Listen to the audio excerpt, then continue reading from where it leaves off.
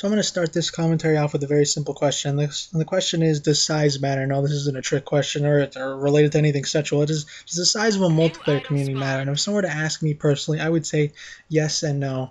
And there's pros and cons to each side, of course. But when it comes to talking about larger scale multiplayer communities, there's a few examples that come to mind. Stuff like Call of Duty, League of Legends, StarCraft 2, etc.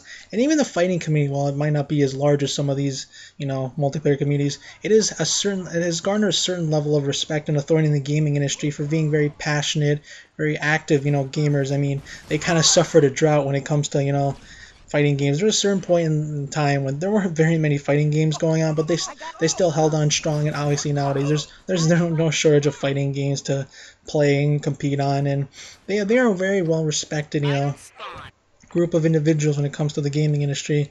And that brings me to my first point. When it comes to these larger scale multiplayer communities, they have a certain level of given authority, respect, and reverence simply due to the sheer size of them.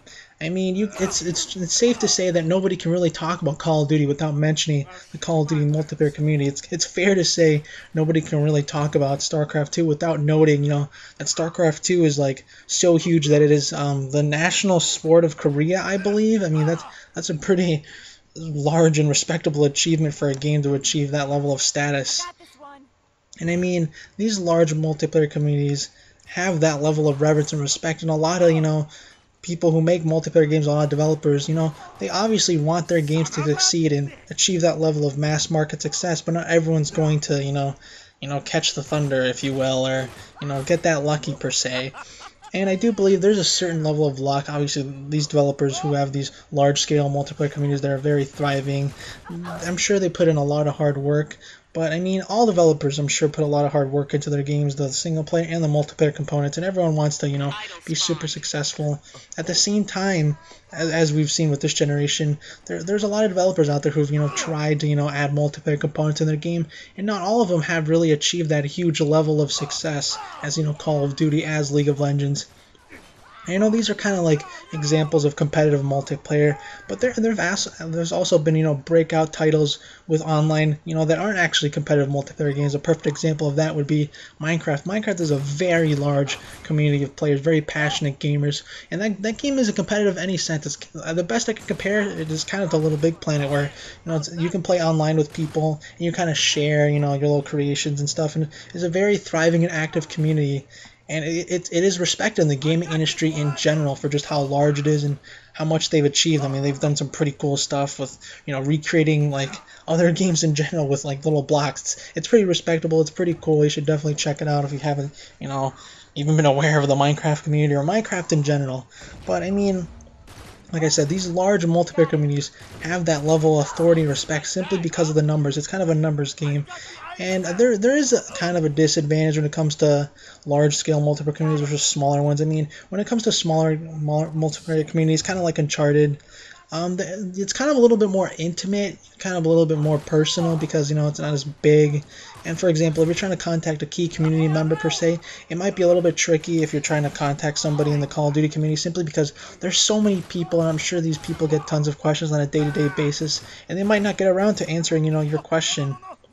Whereas I'm sure if you were trying to contact somebody in a smaller community like Uncharted, it probably wouldn't be too hard. I'm sure they do get questions, but obviously not nearly as much as these large-scale multiplayer communities. A little bit more personal, if you will. That's kind of trying what I'm getting at.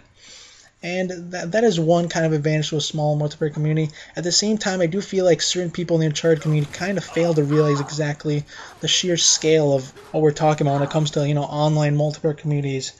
And I kind of had a discussion with somebody about this, is how they see it, and we kind of came to the same conclusion that most people, who are entangled in all things Uncharted multiplayer community, they kind of don't really realize, or they just don't care about what's kind of going on in the industry in general, or other multiplayer communities. And I feel like that's a little bit shallow, a little bit stupid, because you can definitely learn a lot from observing other multiplayer communities. Obviously, not all rules apply to everything, but you can, I think, having keen observation is critical to, improving yourself and improving your community in general. But like I said, not everyone's going to achieve that huge level of success. There's a certain level of luck to it. No one can really foresee how huge a multiplayer game is going to be. I mean, I doubt, the guys who made Call of Duty honestly expected it to explode that quickly after Modern Warfare per se. Who could have honestly have seen that huge level of success? And I do feel like people in Uncharted don't really see exactly, how small it is versus some of these bigger multiplayer communities. I mean, kind of to put it in perspective, I think if I were to mention, some of the biggest Uncharted YouTubers per se, maybe if I was pulling some straws here, I could drop Broken Games and Robin Gaming. But they do cover other things. They're not really Uncharted centered completely. Versus, I think, if the best example would probably be maybe Triple Wreck, who has around maybe 5,000 subscribers, if you will. And he kind of does always Uncharted stuff. But if I were to compare that, to some of the bigger multiplayer communities, like the examples I've given, for example, Call of Duty, someone like Optic Nade Shot, who has around 300,000 subscribers, maybe more. I mean, that really puts in perspective, that gap between large-scale communities and small. Whereas, the Uncharted community, the biggest, maybe community member, maybe being Triple Wreck, having 5,000 subscribers versus, one of the huge community members in Call of Duty having 300,000. That's the divide we're talking here. And another example, giving you some more numbers, who's maybe the biggest, Uncharted competitive team, if you will. Maybe it's OMG with around 5,000 subscribers. I think maybe more, maybe less, I'm not sure. 5,000 subscribers. And if I were to compare that once again to the Call of Duty community, some of the competitive teams there, like FaZe and Optic, these guys have 1 million subscribers easy. And that's the gap we're talking about, millions to a few thousand. That's really the sheer scale of Call of Duty's community versus ours. And that's kind of why you can't really talk about Call of Duty without talking about that multiplayer component. It's literally that huge. It's that overwhelming of a force and authority in the gaming industry in general. And I think kind of people fail to realize exactly how Uncharted is perceived in the multiplayer space and in the gaming industry in general. I mean, Uncharted's kind of been branded, or Naughty Dog in general has kind of just been branded as, this developer with excellent top tier, talent in developing these blockbusters, single player titles, these AAA quality games. And the multiplayer kind of has, I don't know, been in the background per se, and I don't feel like that's justified, because I do feel like there's a certain level of quality to the Uncharted 2 and Uncharted 3's multiplayer, and I feel like it is underplayed. But I kind of got into an argument or a little debate with somebody, and we were talking about exactly, how popular Uncharted is, and I have no doubt in my mind Uncharted is one of the most popular games on the PlayStation platform. And I actually kind of looked up, because I kind of wanted to see some numbers, exactly how well it is or how well it's sold per se. And I know the VGA charts aren't perfect or accurate 100%, but I looked it up, and I think every single Uncharted has sold over 4 million. Uncharted Drake's Fortune, Uncharted 2, and Uncharted 3, they have all sold 4 million. I think Uncharted 2 was the best selling out of the three, with about 5.5 million from what the VGA charts told me. And Uncharted Golden Abyss, I don't even think it broke 1 million. Like I said, the three main Uncharted games, they've sold over 4 million. And like I said, this does prove that it is a very popular franchise. But is it a popular multiplayer franchise on the PS3? I would argue not so much. I mean, out of the 4 million people who bought each of those games, I mean, obviously Drake's Fortune didn't have a multiplayer, but how many people actually play Uncharted's multiplayer, kind of on a daily or semi-consistent basis? I would wager not even half of the 4 million actually have played Uncharted's multiplayer, and most likely aren't daily players. And that's a pretty huge number right there. Half of the people haven't even, barely played, or maybe even not even touched the multiplayer component of Uncharted, simply because of how it's perceived in the gaming industry in general. Uncharted is painted as being this epic single-player experience.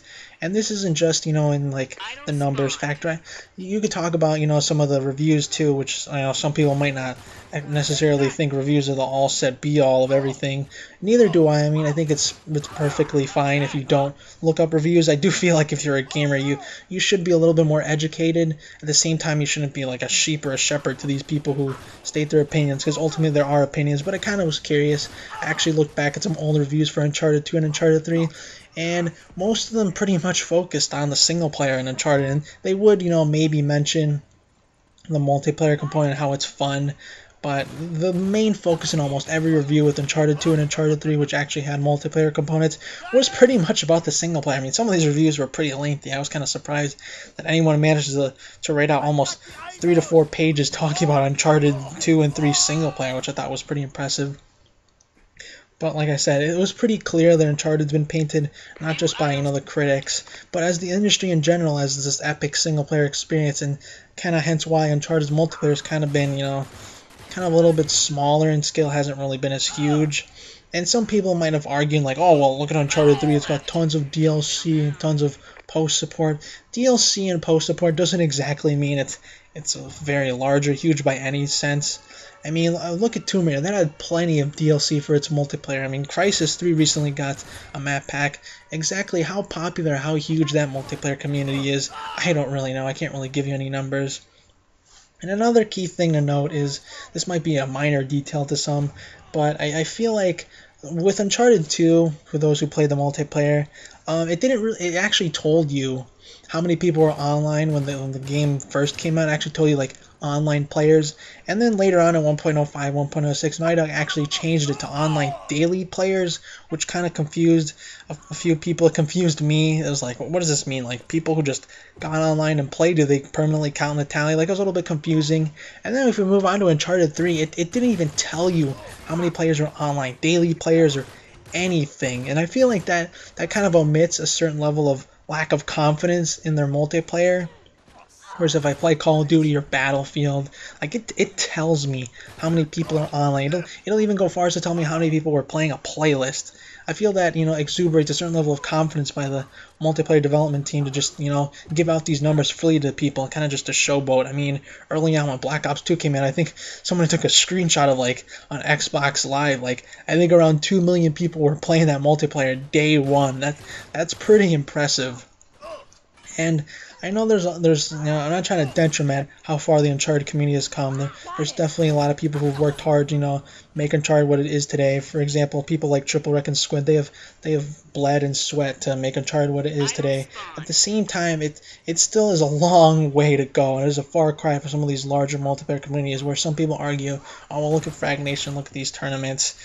Frag Nation, maybe there's like 20 pages of competitive teams. If I were to compare that just to Black Ops 2 on the PS3 on Game Battles, I actually looked that up, and there was 300 pages of registered teams on GB for Black Ops 2 on the PS3. I didn't even bother to look it up on the 360 because I just assumed it was going to be even larger in scale. Because obviously many of you most likely know that Call of Duty is a little bit more bigger, a bigger authority on the 360 platform. But I mean, like I said, I'm just trying to put it in perspective, whereas I feel like certain people in the Uncharted community kind of have a narrow-minded perspective of exactly what online multiplayer communities are, exactly the size and the sheer scale, and kind of how they are perceived by the entire gaming industry in general, because I feel like it's definitely important to be aware of this thing, especially if you're going to be a key member in the community, or if you're going to be very active. I think you should be a little bit educated in general about multiplayer communities and kind of what it comes down to in terms of like the size and what the roles they play in. And like I said, I do encourage developers to try it out. Maybe make a multiplayer game, but it doesn't have to be competitive. It could be cooperative. Just do what it feels like in lines of the game spirit and like what the essence is. Because I do feel like, obviously with this generation, a lot of developers did try to make multiplayer games, but I don't feel like a lot of them had the right idea, whereas a lot of people looked at these huge multiplayer communities and kind of try to emulate it. I don't really feel like that's the right way to go about it, and like I said, a lot of these huge multiplayer games, they kind of just got lucked out with how widely successful they are. I'm sure there's a lot of hard work and meticulous planning in how they are now, but who can really say what the next big multiplayer game is going to be? I don't really think anyone can. But that's about it for this commentary. I just wanted to say some key things about large multiplayer communities versus small ones, and I'm curious to hear your feedback of what you think of the Uncharted multiplayer community, some of these bigger multiplayer communities. Since most likely you've probably heard about how big Call of Duty is, or Minecraft is, or how Korea thinks StarCraft 2 is their national sport. Or it basically is. And like I said, leave your thoughts and comments below on this subject, and the next video, which will probably be coming out pretty soon, will be a video focusing on like my thoughts on like E3 since it's coming up. And I don't want to share too much, but it'll come out maybe tomorrow or something. And like I said, that's about it for this commentary. I'll see you guys later. Peace.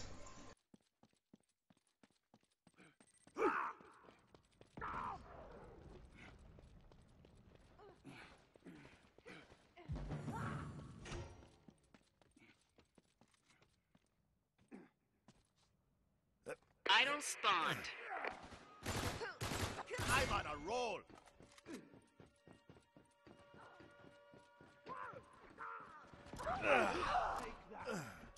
Losers.